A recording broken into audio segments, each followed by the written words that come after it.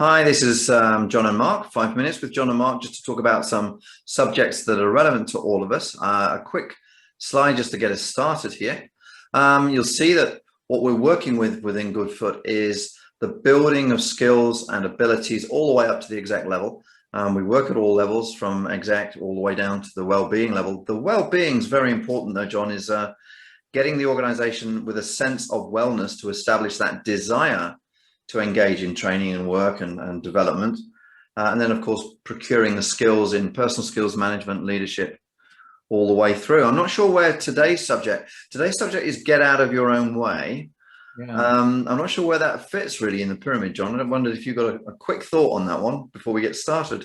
Oh, yeah, interesting questions, and thanks for putting me on the spot. That's all right. Mark knows that I don't like to do things that are not prepared.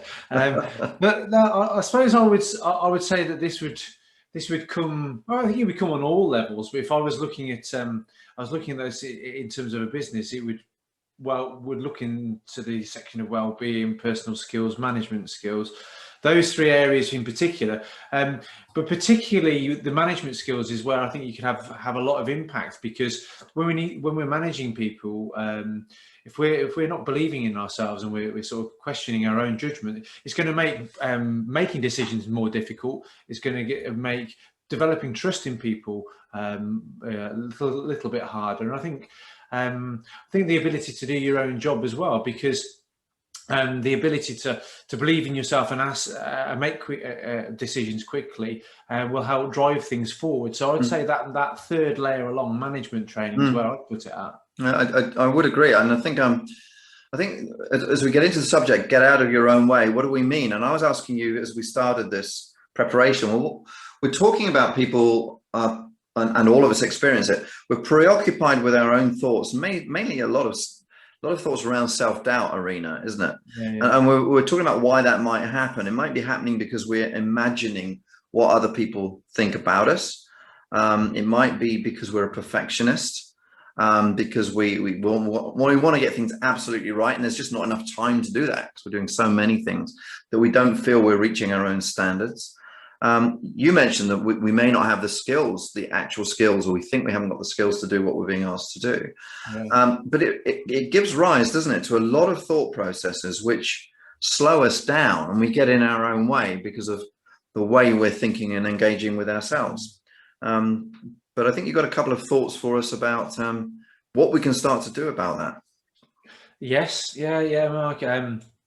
When I started doing, online training, it was new to me, and it was something I was used to, but I wasn't used to, let's say, training on an online space in the corporate environment as much as I was in other environments, and I used to find myself getting quite negative in my thought processes, and I'd feel these things building up, and anyway, so I would say that was part of getting in my own way. It was hampering my performance. But what I decided to do was I decided to over prepare, for those performances. I'd make sure I go to bed early. I'd make sure I've read my notes, so that I felt confident, that when I turned on that screen and I was there, that I'd rehearsed so well, I prepared so well that I was giving myself the best opportunities to succeed. And I really felt that was one way that I did get out of my own way, helped myself. Well, that's interesting. So that's basically dealing with the worry of something by preparing thoroughly for Correct, it. Yeah. And that takes some worry away. Because you've prepared thoroughly for it. So you arrange your timetable, even your sleep, to say, I'm going to give this attention because it'll reduce my worry level. I recently read a book by Tim Grimer. I think this one's free on Kindle if people want to get it, called The Joy of Not Thinking. And Tim Grimer does a great analysis of the left and the right brain, and how we make up these stories about how we're not performing, how we're not really good enough. And what we have to do is trick ourselves into feeling differently. So Tim recommends combining the right and the left brain, and I've tried it. It's very, very powerful. So if you feel a bit disheartened about something at work, a meeting that didn't go very well, normally we would say that meeting didn't go very well, and our face and our body right brain and left brain would have the same message. And he's advocating simple stuff like change the message completely. So you say the words, but you completely disorientate the brain. So you say something like, well, that meeting didn't go very well. and as you change your expression and you act a bit daft about it, you feel completely different about it. And he's got lots of techniques in there about how to scramble our brain a bit so we stop worrying. And I'd really recommend it. Tim Grimer, Joy of Not Thinking. Yeah, that's hilarious. Well, it certainly made me feel good, Mark. So, so it definitely works on some levels. Yeah, so I think that his work talks also about the negativity bias and how we're predisposed to look out for threats, and we do this, to help us survive, and that makes sense. But if we're predisposed to look out for threats and worries, I think this is where this unconscious bias and this getting in your own way and all these sorts of things that are just below the surface, these negative things, that's where they are. And one way that we can do, we can look at addressing that is by self-reflection and taking a time just to pause, whether this be through meditation or mindfulness or just simply taking a time to have a walk and notice, actually, I'm starting to think, a little bit negatively, and maybe I am starting to not feel as good. I mean, we could take it to another level. When we're having a walk and we're having these negative thoughts, you could do one of your exercises and just start like shaking around and grinning and stuff. Absolutely. Yeah.